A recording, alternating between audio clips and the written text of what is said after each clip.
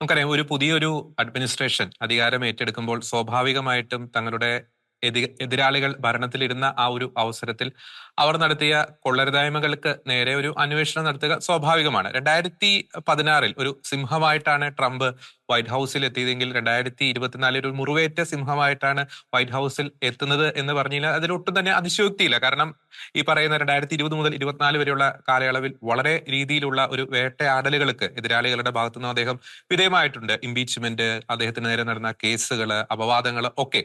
അതുകൊണ്ട് തന്നെ ഈ 2025 അദ്ദേഹം വൈറ്റ് ഹൗസിൽ എത്തുമ്പോൾ ഈ പറയുന്ന ബൈഡൻ അഡ്മിനിസ്ട്രേഷന് നേരെ ഏതെങ്കിലും തരത്തിലുള്ള ഒരു അന്വേഷണത്തിന് ഉത്തരവിടാൻ അദ്ദേഹം തയ്യാറാകുമോ? 2016 ഈ ഈ ഈ വിഷയത്തിൽ അദ്ദേഹം സ്വീകരിച്ച ഒരു നിലപാട് എന്തായിരുന്നു? 2016 നമ്മൾ തിരിഞ്ഞു നോക്കുമ്പോൾ ഹിലരി ക്ലിന്റൺ തോറ്റു. പക്ഷെ Hillary Clinton 30,000 classified emails she destroyed. 8 cellphones destroyed, അത് ബ്ലീച്ച് ചെയ്തു. ലാപ്ടോപ്സിന്റെ സെർവേഴ്സ് കോടാലി കൊണ്ട് കൊത്തിപ്പൊളിച്ചു. ഇതൊക്കെ ഉണ്ടായിട്ടും Trump could have taken action against her. അപ്പോൾ ട്രംപിന്റെ മറുപടി എന്താ വെച്ച് കഴിഞ്ഞാൽ, she has suffered enough, he didn't want to proceed. പക്ഷേ ട്രംപ് അധികാരമേറ്റ ഉടനെ എന്താ ഉണ്ടായേ? റഷ്യ ഹോക്സ് ഉണ്ടായി, റഷ്യ കൊല്യൂഷൻ എന്ന് പറഞ്ഞിട്ട് ഒരു ഇതുണ്ടാക്കി. അത് ഹിലരി ക്ലിന്റണും ഡെമോക്രാറ്റിക് പാർട്ടിയും കൂടിയിട്ട് ഉണ്ടാക്കിയ, ഇല്ലാത്ത, വളരെ ഡെലിബറേറ്റ് ആയിട്ട് ഫാബ്രിക്കേറ്റ് ചെയ്ത ഒരു സ്റ്റോറിയാണ്. 2 കൊല്ലം അത് ഇൻവെസ്റ്റിഗേറ്റ് ചെയ്തു, hundreds of millions of dollars അതിനുവേണ്ടി ചെലവാക്കി. ഇതൊക്കെ കഴിഞ്ഞിട്ട് conclusion that was a fabricated story. അപ്പോൾ ട്രംപിനെ ശരിക്കും ഉപദ്രവിക്കാനായിട്ടുള്ള ഒരു അറ്റംപ്റ്റ് ആയിരുന്നു അത്.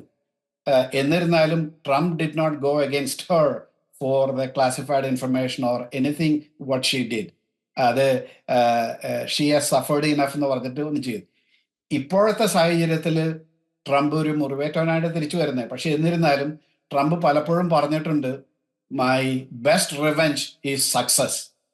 Show what I can do, show what I can do to America, show what I can do to the world. അതാണ് ബെസ്റ്റ് റിവെഞ്ച്. പക്ഷേ അതൊന്ന് ക്വാളിഫൈ ചെയ്ത് പറയുന്നതെന്ന് വെച്ച് കഴിഞ്ഞാൽ, ട്രംപിനെ ഒരുപാട് ഉപദ്രവിച്ചു. ജാനുവരി 6 പേരിലും, പിന്നെ മറ്റ് ട്രംപ് ടവറിന്റെ എസ്റ്റിമേറ്റ്, മാരോലാഗോ റിസോർട്ടിന്റെ എസ്റ്റിമേറ്റ്, അതൊക്കെ 18 ആക്ച്വലി ഇറ്റ് ഈസ്, ഏത് ബിസിനസ്സുകാരൻ്റെ അടുത്ത് ചോദിച്ചു കഴിഞ്ഞാലും ഇറ്റ് വാസ് എ റിഡിക്കുലസ് ആക്യുസേഷൻ.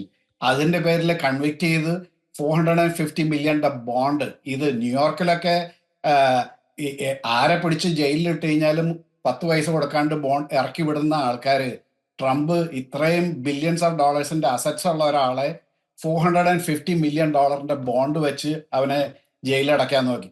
ഇതുപോലെയുള്ള ഒരുപാട്, അപ്പൊ ആളുകളെ സംബന്ധിച്ചിടത്തോളം, അമേരിക്കൻസിനെ സംബന്ധിച്ചിടത്തോളം അവർക്ക് വളരെ വ്യക്തമായി ഇത് ഒരു പൊളിറ്റിക്കൽ പെർസിക്യൂഷനാണ്. അപ്പൊ ട്രംപിനെ സംബന്ധിച്ചിടത്തോളം ഒരു പേഴ്സണലായിട്ടൊരു റെസ്പോൺസിബിലിറ്റി ആയിട്ട് പുള്ളി എടുക്കുന്നതെന്ന് വെച്ച് കഴിഞ്ഞാൽ, എനിക്ക് വന്നതുപോലെ മറ്റാർക്കും, ഒരു അമേരിക്കക്കാരന് ഇത് സംഭവിക്കാൻ പാടില്ല. അതുകൊണ്ട് ഇത് പ്രാവർത്തികമാക്കിയ, ഇത് ഇങ്ങനെ ഈ അക്യൂസേഷൻസ്, ഇങ്ങനെ ഫാബ്രിക്കേഷനൊക്കെ ചെയ്തിട്ടുള്ള പല വ്യക്തികളെയും, പല കോൺസ്പിറസിയും, ഇതൊക്കെ ഇൻവെസ്റ്റിഗേറ്റ് ചെയ്യണം എന്നുള്ളതാണ്. അത് ട്രംപിന് വേണ്ടിയിട്ട് എന്നതിനേക്കാൾ കൂടുതൽ വേറൊരു അമേരിക്കനും ഇതുപോലൊരു സാഹചര്യം ഉണ്ടാവരുത്. ആരെങ്ങനെ പെർസിക്യൂട്ട് ചെയ്ത്, ഇങ്ങനെ ഡിപ്പാർട്ട്മെന്റ് ഓഫ് ജസ്റ്റിസ് ഒരു ആയുധമായിട്ട് ഒരാൾക്കെതിരെ, ഒരു അമേരിക്കക്കാരനെതിരായിട്ടും ഇനി തിരിയരുത് എന്നുള്ളൊരു ഉദ്ദേശത്തോടുകൂടി പല ഇൻവെസ്റ്റിഗേഷൻസ് ഉണ്ടാവും. അത് തന്നെ നേരത്തെ തന്നെ പറഞ്ഞിട്ടുണ്ട്, ഈ ഇമെയിലുകൾ, അതുപോലെ തന്നെ മെമ്മോസ്, ഇതൊന്നും നശിപ്പിക്കരുതെന്ന് പ്രത്യേകം വാണിംഗ് കൊടുത്തിട്ടുണ്ട്. അപ്പൊ എന്തായാലും കുറച്ച് ഇൻവെസ്റ്റിഗേഷൻസിനും അതൊക്കെ ഉണ്ടാവും. അത് അത്യാവശ്യമാണ് എൻ്റെ അഭിപ്രായത്തിൽ. ഇനി ഒരാളെയും ഒബാമയുടെ സമയത്ത് ദേ ഇൻവെസ്റ്റിഗേറ്റഡ്, ഈ കൺസർവേറ്റീവ് ഗ്രൂപ്പ്സിന്റെ നോട്ട് ഫോർ പ്രോഫിറ്റ് ഓർഗനൈസേഷൻ മുഴുവൻ ഇൻവെസ്റ്റിഗേറ്റ് ചെയ്തു. അപ്പോൾ അത് വലിയൊരു സംഭവമായിരുന്നു. അത് ഇൻകം ടാക്സ് ഡിപ്പാർട്ട്മെന്റിനെ റിപ്പബ്ലിക്കൻ പാർട്ടിയുടെ ഓർഗനൈസേഷൻസിനെതിരായിട്ട് തിരിച്ചതാണ്. അപ്പോൾ ഏത് പ്രസിഡന്റ് വന്നാലും കുറച്ചൊക്കെ ഇൻവെസ്റ്റിഗേഷൻ ഉണ്ടാവും. പക്ഷേ ട്രംപിനെ സംബന്ധിച്ചിടത്തോളം 2016 ഒന്നും ചെയ്തില്ല. പക്ഷേ അതിന് നല്ലൊരു തിരിച്ചടി അവർ തന്നെ ട്രംപിന് കൊടുത്തു. അപ്പോൾ ഇത്തവണ he will be very careful and he also want to protect Americans. Okay. ഒരു കൗതുകത്തിന് വേണ്ടി ചോദിക്കാൻ ആഗ്രഹിക്കുകയാണ്. ഈ ഒബാമയുടെ ഒരു സ്പീച്ച് ഉണ്ട്, ഒരു പാർട്ടിയിൽ അദ്ദേഹം നടത്തിയ ഒരു സ്പീച്ച്. അപ്പോൾ ഡൊണാൾഡ് ട്രംപും ആ ഒരു പാർട്ടിയിലുണ്ട്. ഇപ്പോൾ ഒബാമ ഡൊണാൾഡ് ട്രംപിനെ വളരെയധികം ഒരു വ്യക്തിപരമായിട്ട് കളിയാക്കുന്ന രീതിയിലുള്ള ഒരു പരാമർശങ്ങളൊക്കെ നടത്തുന്നു. അപ്പോൾ സോഷ്യൽ മീഡിയ പറയുന്ന ഒരു കാര്യമുണ്ട്, അന്ന് ട്രംപ് തീരുമാനിച്ചു ഞാൻ അമേരിക്കയുടെ പ്രസിഡന്റ് ആയിട്ട് അധികാരത്തിൽ വരും എന്നുള്ളത്. അതിനുള്ള ആ ഒരു നിശ്ചയദാർഢ്യം. അപ്പൊ ട്രംപിന്റെ ഒരു നേരത്തെ അങ്ങ് സൂചിപ്പിച്ചതുപോലെ ഒരു success is the best revenge എന്നതിന്റെ ഒരു വലിയൊരു ഉദാഹരണം തന്നെയല്ലേ ആ ഒരു സംഭവം. ഈ ദിവസങ്ങളിലൊക്കെ ആ ഒരു പ്രസംഗമൊക്കെ വളരെ രീതിയിൽ സോഷ്യൽ മീഡിയയിൽ ചർച്ചയാകുന്നുണ്ട്. അതുകൊണ്ട് തന്നെയാണ് ഞാൻ ആ ഒരു ചോദ്യം ചോദിക്കുന്നത്. അതെ, അതെ. വിൽ സ്മിത്ത് ആ ഒരു comedy type of event that was actually ട്രംപിനെ സംബന്ധിച്ചിടത്തോളം ഒത്തിരി ആരാധകര് ആ ഒരു ഒറ്റ ഫംഗ്ഷൻ കൊണ്ടുണ്ടായി. അതേസമയം കമല ഹാരിസ് അതിന് വന്നില്ല.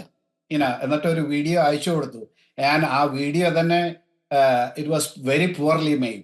അപ്പോൾ ട്രംപിനെ സംബന്ധിച്ചിടത്തോളം ഐ തിങ്ക് ഈ 2024 ആ തിരിച്ചുവരവ് പല തലത്തിൽ നോക്കിക്കഴിഞ്ഞാൽ അതൊരു വലിയൊരു സംഭവം തന്നെയാണ്.